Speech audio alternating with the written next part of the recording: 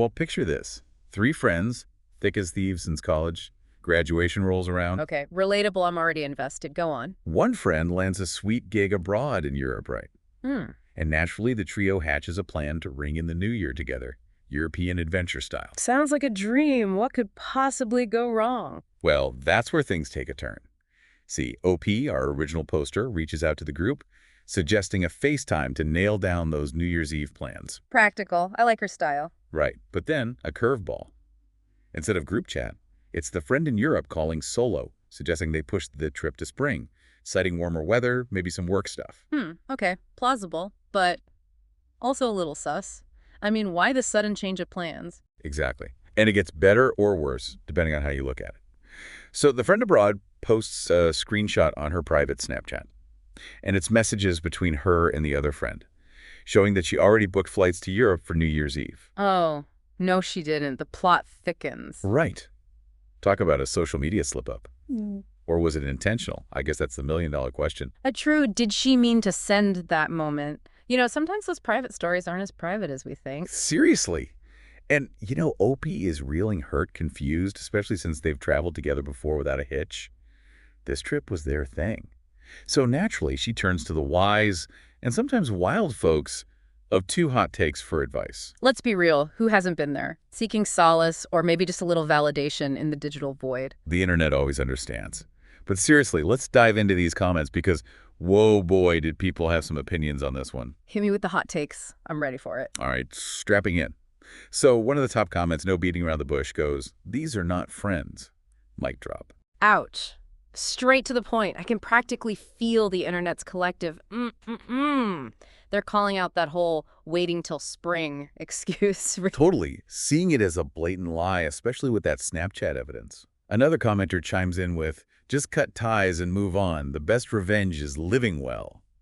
Savage. Harsh, but I get it. It's that whole protect your peace energy. Right. Like, why waste time on people who don't prioritize you? But not everyone was ready to hand over the friendship-ending scissors just yet. Oh, there's always a voice of reason, even in the wild west of Reddit. What did the calmer side of the internet have to say?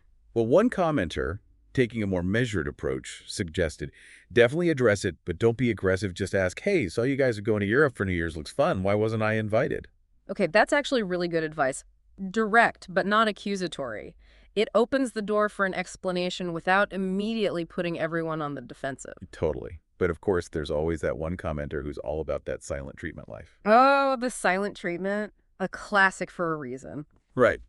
Let him sweat it out a little bit. Yeah. But my personal favorite, short, sweet, and oh so satisfying. Reply to the Snapchat story with classy. Oh, the shade. I love it. The internet is truly undefeated when it comes to creative pettiness. Tell me about it. Now, amongst all the cut them off and classy comments, a few brave souls did try to offer the benefit of the doubt. Gotta love those eternal optimists. Always looking for the good in everyone. What were their theories? Well, one commenter wondered, is it possible there's a logistical reason OP wasn't included? Maybe a money thing or a visa issue. It's true. Sometimes the simplest explanation is the right one. And hey, stranger things have happened, right? But for every comment suggesting a potential misunderstanding, there were 10 others convinced that this was a clear-cut case of betrayal. Yeah, that lack of communication from the friends definitely isn't helping matters. Silence often speaks louder than words in these situations. Seriously. And here's the kicker in a later comment. OP confirms she talked to her friends, but she doesn't say how it went. The suspense. It's like a real-life cliffhanger. Right. Did they apologize? Did the friendship survive? We need answers, people. The people need to know. But for now, let's put on our detective hats and see if we can decipher the clues. Because this is where things get really interesting.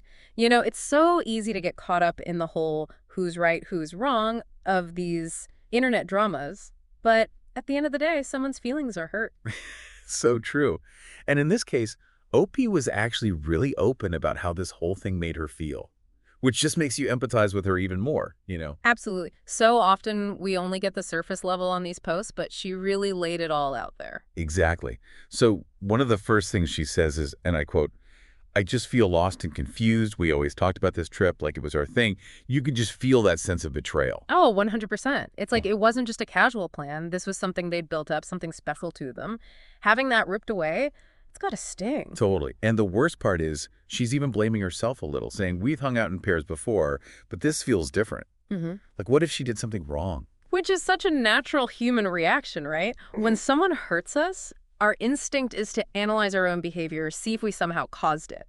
It's that whole maybe I'm not a good friends spiral. And the silence from the friends definitely isn't helping. No kidding. That lack of explanation just breeds more self-doubt. Exactly. Later in the comments, OP even admits that she mainly just needed to vent, which honestly, same girl, same. She's like, sorry, it's long. I just need to get this off my chest. Sometimes you just gotta let it all out. And we're better than the anonymous void of the internet. Seriously. Yeah. But she also acknowledges that she is looking for advice, asking, do I say something or just let it go? I don't want to be petty, but this really hurts. That's the dilemma, isn't it? Do you address it head on or try to move on and pretend it didn't happen? It's that classic internal battle between wanting to speak your truth and also wanting to avoid conflict at all costs. And, reading through the comments, it's clear that this is something so many people struggle with. Oh, absolutely. It's like this unspoken rule of friendship: don't rock the boat, don't make waves. Right. Even if it means sacrificing your own needs and feelings in the process. And this one comment really summed it up perfectly. This is why I have a hard time setting boundaries. I hate confrontation, but I also hate feeling like a doormat. Talk about a relatable dilemma. It's like, how do you find that balance between being the chill friend and also standing up for yourself? That's the million-dollar question, isn't it? Yeah. And honestly, I kind of wonder if, in a weird way, this whole New Year's Eve drama might actually be a blessing in disguise for OP. Oh, how so? Because it's forcing her to confront those uncomfortable feelings she might have been burying for a while. Maybe this is the wake-up call she needed to start setting some boundaries and having those tough conversations. Now, that's a really interesting way to look at it. Right. Sometimes it takes a tough situation like this to realize, hey, my needs and feelings are valid too. Totally. And who knows, maybe this experience will inspire OP to cultivate even stronger friendships in the future, ones where she feels comfortable speaking up and setting boundaries. One can only hope, right? Okay, so remember that whole Snapchat thing that kicked off this whole saga? You mean the evidence that launched 1,000 comments? Hard to forget that. Well, get this, OP dropped a major bombshell in the comments. Oh, do tell. Turns out, after all the hurt and confusion, someone sent her friend a very printed message on Snapchat. Okay, I'm so curious. Spill the tea. What did it say? 2 words. Classy. Wait! No way! Are you serious? The internet really crawled out of the screen and into their lives. You got it. We don't know who sent it, though. Could have been anyone who saw OP's post. Oh my god. The plot thickens. Right. But get this. The friend who posted that initial Snapchat, the one that started it all, she was totally clueless. Wait, really? She didn't connect the classy comment? Not at all. OP said her friend texted, asking if she sent it. Oh, the irony. It's like life decided to imitate the internet. Poor OP, she's got to be thinking, it wasn't me, I swear. Right. Could you imagine getting that text message? But also kind of hilarious. Oh, absolutely. Talk about a wild twist. You really can't make this stuff up. Seriously. This is why we love the internet. But beyond the drama and the laughs, this whole situation really highlights how complex friendships can be. No kidding. It's a good reminder that we're all just trying to figure things out as we go, right? And sometimes we mess up. For sure. But the important thing is to learn from those mistakes, to communicate openly with our friends, and to remember that relationships, like life, are rarely a straight line. There are going to be bumps along the way. Couldn't have said it better myself. It's all about navigating those bumps with compassion, understanding, and maybe a little bit of humor when possible. And on that note, dear listeners, Yeah. we'll leave you with this. Cherish your friendships, communicate openly, and as always, happy diving.